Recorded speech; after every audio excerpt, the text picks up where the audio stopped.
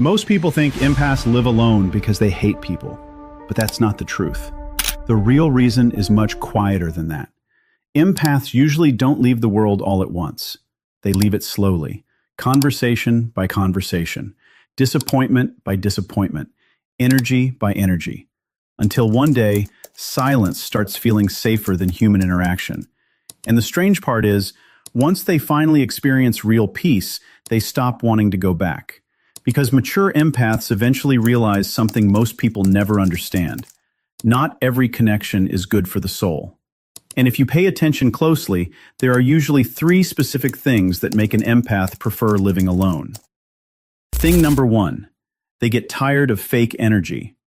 Empaths notice things other people ignore, not because they're magical, not because they can read minds, but because after years of emotional observation, they become highly sensitive to emotional inconsistency. They notice when someone's energy suddenly changes depending on who walks into the room. They notice forced kindness, fake concern, hidden resentment, passive aggression hidden inside humor. And they especially notice when words and energy don't match. Someone says, "I'm happy for you," but the tension underneath says something completely different. Most people overlook these moments. Empaths don't, because over time, their nervous system becomes trained to detect emotional shifts almost automatically. And eventually, this becomes emotionally exhausting. Not dramatic, just exhausting. Because the empath slowly starts realizing that much of modern social interaction is performance. People carefully edit their personalities depending on the audience. They suppress what they truly feel. They say what sounds acceptable, manage impressions, protect egos, play roles. And mature empaths slowly lose interest in participating in that game, not because they think they're better than everyone else, but because pretending drains them, especially after years of trying to maintain connections that never felt emotionally genuine. This is why many empaths become quieter as they get older, not weaker, quieter. They stop forcing conversations that feel emotionally empty. They stop chasing friendships built only on convenience. They stop over-explaining themselves to people who already decided to misunderstand them. And slowly, something inside them changes. They begin valuing peace more than approval. That's the real shift. Because for most of their lives, many empaths were taught to prioritize harmony over honesty. Keep everybody comfortable. Avoid conflict. Stay emotionally available, smile even when exhausted. But eventually, emotional burnout forces them to confront a painful truth. Constantly tolerating fake energy slowly disconnects you from yourself. So the empath begins pulling away from emotionally performative environments, not aggressively, quietly. They spend less time in draining conversations, less time around people who gossip constantly. Less time trying to decode mixed signals and hidden hostility, and more time protecting their inner world. This is usually the stage where people begin saying things like, "You've changed, you're distant now, you used to be more social." But what they don't understand is this: the empath isn't becoming cold, they're becoming selective. After years of emotional overstimulation, their nervous system starts craving authenticity more than attention. And once an empath experiences genuine inner peace, it becomes very difficult for them to return to emotionally fake environments. Because solitude starts feeling healthier than pretending. Silence starts feeling safer than performance. And being alone begins feeling less lonely than constantly surrounding yourself with people who never truly show who they are. That's why many mature empaths eventually prefer solitude. Not because they hate humanity, but because they got tired of carrying the emotional weight of interactions that never felt real in the first place. Thing number 2. They realize peace feels better than attention. One of the biggest emotional awakenings an empath experiences is this: attention is not the same thing as connection. For years, many empaths confuse being needed with being loved. People constantly come to them for emotional support, advice, comfort, healing. And in the beginning, it feels meaningful because empaths naturally want to help. They want to listen, They want to understand people deeply, and they often become the emotional safe place for everyone around them. The person people call during breakdowns, the person people vent to at midnight, the person who always knows how to calm emotional chaos. But over time, something painful starts happening. The empath notices a pattern. People come close when they need comfort, but disappear when the empath needs support too. The conversations become one-sided. The emotional effort becomes uneven, and slowly the empath begins realizing something heartbreaking. Some people love emotional access to the empath, without genuinely caring about the empath as a person. That realization changes everything, because the empath starts understanding that constantly being emotionally available can quietly destroy you, especially when nobody is emotionally available in return.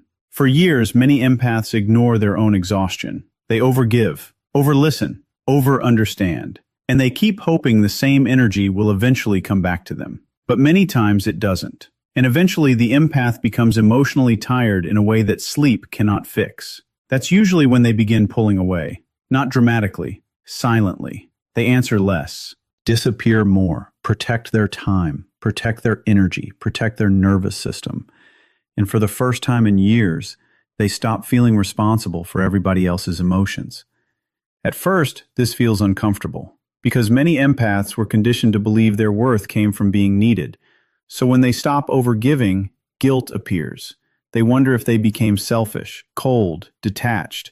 But eventually something unexpected happens. The loneliness they feared actually feels peaceful. No emotional chaos, no constant emotional monitoring, no draining conversations that leave them mentally exhausted for hours afterward. No walking on eggshells trying to maintain unstable relationships. No pressure to shrink themselves just to keep people comfortable. For the first time in a very long time, their mind becomes quiet, and that silence changes them. Because once an empath experiences emotional calm after years of overstimulation, they begin seeing attention differently. Attention used to feel validating. Now it often feels intrusive, especially when it comes from emotionally inconsistent people. This is why mature empaths stop chasing constant communication, validation, and social approval, because they finally realize peace has more value than temporary connection. And once peace becomes the priority, their entire life changes. They become more selective, more protective of their space, more intentional with relationships. Not because they stopped loving people, but because they finally learned that constantly sacrificing your inner peace for external attention is one of the fastest ways to lose yourself. That's why many mature empaths eventually prefer solitude, because after experiencing emotional exhaustion for so long, peace no longer feels boring. It feels sacred. Thing number 3, they stop feeling safe around most people. This is the part nobody talks about. Empaths usually don't isolate after one heartbreak. It happens slowly, after repeated emotional betrayal. Being misunderstood, used, manipulated, emotionally drained, dismissed. And over time, something inside the empath begins changing. Because overgiving becomes trauma after a while. Especially when the empath keeps attracting emotionally unavailable people. People who love receiving empathy, but struggle to give it back. People who enjoy emotional closeness only when it benefits them. People who treat the empath like an emotional shelter during storms, but disappear the moment stability returns. At first, the empath keeps trying harder. They communicate more, forgive more, understand more, sacrifice more. Because empaths naturally believe deeper understanding can heal relationships. They think patience will eventually create emotional safety. But eventually they realize something painful. You cannot build emotional security with people who refuse emotional accountability.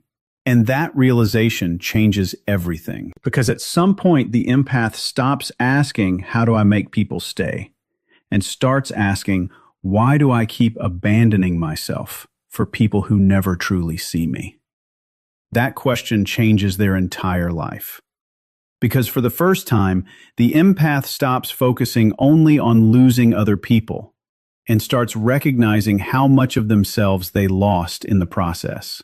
Their boundaries, their peace, their emotional stability, their identity. Many empaths spend years trying to become emotionally acceptable for everyone around them. They shrink themselves to avoid conflict, stay silent to keep relationships alive, ignore red flags because they fear loneliness more than emotional damage. But eventually emotional exhaustion forces them to wake up. And once an empath becomes emotionally self-aware, their standards rise fast. Not in a superficial way, not arrogance, not ego, but self-protection. They stop romanticizing potential. They stop trying to rescue emotionally unavailable people. They stop believing love means enduring emotional inconsistency forever. And most importantly, they stop feeling emotionally safe around people who only take. That's the shift most people misunderstand. The empath isn't avoiding connection because they hate intimacy. They avoid unsafe energy. Because after enough emotional pain, their nervous system becomes highly sensitive to instability. Suddenly, small things feel heavy. Mixed signals, manipulation disguised as affection, inconsistent behavior, emotional unpredictability. The empath notices it immediately. And instead of chasing clarity like they used to, they quietly pull away. Not because they're cold, but because their body remembers the emotional damage caused by unsafe people. That's why living alone eventually becomes less about isolation and more about recovery. Recovery from noise, recovery from emotional overstimulation, recovery from constantly carrying emotional burdens that never belong to them. For many mature empaths, solitude becomes the first environment where they finally feel emotionally safe. No pretending, no emotional confusion, no pressure to constantly monitor somebody else's moods, just peace. And once an empath experiences that kind of emotional safety, they become extremely careful about who they allow back into their inner world. Because they finally understand something life-changing. Not every connection is worth the cost of your nervous system. And protecting your emotional peace is not selfish. For a healed empath, it becomes survival. The shift nobody notices. From the outside, people think the empath became distant, quieter, less available, less interested in social interaction. But internally, something much deeper happened. They finally learned how to sit alone without feeling abandoned. And that is a massive psychological shift. Because most people don't actually fear being alone. They fear being left alone with themselves. That's why so many people constantly chase noise, relationships, attention, validation, distractions. Anything that keeps them from confronting their own thoughts in silence. But healed empaths slowly stop doing that. After years of emotional exhaustion, they begin understanding that constantly surrounding yourself with people does not automatically create connection. Sometimes it only creates more emotional confusion. So instead of using relationships to escape themselves, they begin building a life they genuinely enjoy on their own. And at first, this transition feels unfamiliar. The silence feels strange. The empty space feels uncomfortable. Because many empaths spent years emotionally attached to chaos without realizing it. They became so used to emotional overstimulation that peace almost felt unnatural. But slowly, their nervous system starts calming down. They begin enjoying quiet mornings without emotional pressure. Slow routines that don't feel rushed. Music without interruption. Late nights without emotional drama. A home that feels emotionally safe instead of emotionally tense. And suddenly, being alone no longer feels empty. It feels clean. Clean from emotional noise. Clean from unpredictability. Clean from the exhausting pressure of constantly managing other people's emotions. This is the shift most people never notice. The empath is no longer running from loneliness. They are protecting peace. And once someone experiences genuine inner peace after years of emotional overwhelm, their standards naturally change. That's why mature empaths become extremely selective about who enters their life. Not because they think they're superior, not because they hate people, but because they work too hard to create emotional stability. And they know one emotionally unhealthy person can destroy it. One manipulative relationship, one draining friendship, one chaotic connection. And suddenly the peace they fought so hard to build disappears again. So the empath becomes careful, intentional, protective of their energy. They stop giving unlimited access to everyone. And honestly, that's usually the moment real healing begins. Because true emotional maturity is not learning how to constantly tolerate chaos. It's learning that your peace deserves protection too. And once an empath truly understands that, their entire life changes. Why living alone starts feeling better. At some point, the empath notices something strange. Their happiest moments are often the quietest ones, not the loudest, not the most social, not the moments filled with constant attention and validation, but the calm ones, sitting alone peacefully, reading, thinking, listening to music, drinking coffee in silence, going through an entire day without emotional pressure, without emotional confusion, without feeling responsible for somebody else's mood. And slowly, something inside them begins changing. They stop associating solitude with loneliness. Because for most of their life, they were taught that being alone meant something was missing, that happiness required constant companionship, constant communication, constant emotional connection. But healing completely changes that perspective. The empath starts realizing that loneliness does not come from physical isolation.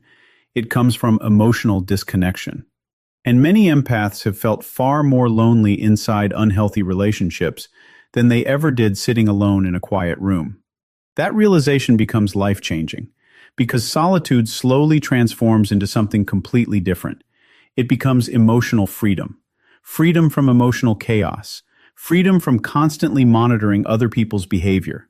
Freedom from unpredictable moods, mixed signals, and emotional instability. Freedom from shrinking themselves just to maintain relationships that never truly felt safe. And once an empath experiences that level of emotional calm, their nervous system begins craving peace more than attention. That's why many mature empaths become extremely selective about who enters their life. Not because they became antisocial, not because they stopped caring about people, but because they finally understand how deeply emotional environments affect their mental state. One emotionally unhealthy person can destroy months of inner peace. One manipulative relationship can bring back anxiety they worked years to heal. One draining connection can emotionally exhaust them all over again. And after fighting so hard to rebuild themselves, they refuse to hand that peace away easily anymore. This is the part many people misunderstand about healed empaths. Their distance is not punishment. Their solitude is not bitterness. It is protection. Protection of the calm life they struggled to create. Protection of the emotional safety they never had before. Because once an empath discovers what genuine peace feels like, they stop becoming impressed by temporary connection. They stop chasing relationships simply to avoid loneliness. And instead, they begin asking a different question. Does this person bring peace into my life or take it away? And if the answer threatens their inner stability, the empath quietly chooses solitude instead. Not because being alone feels perfect, but because peace finally feels worth protecting. If an empath prefers living alone, don't assume they gave up on love. Many of them still believe in deep connection. They still believe real love exists. They still want honesty, warmth, loyalty, emotional intimacy. But they no longer believe connection should cost them their mental peace. That's the difference. In the past, many empaths tolerated emotionally draining relationships just to avoid loneliness.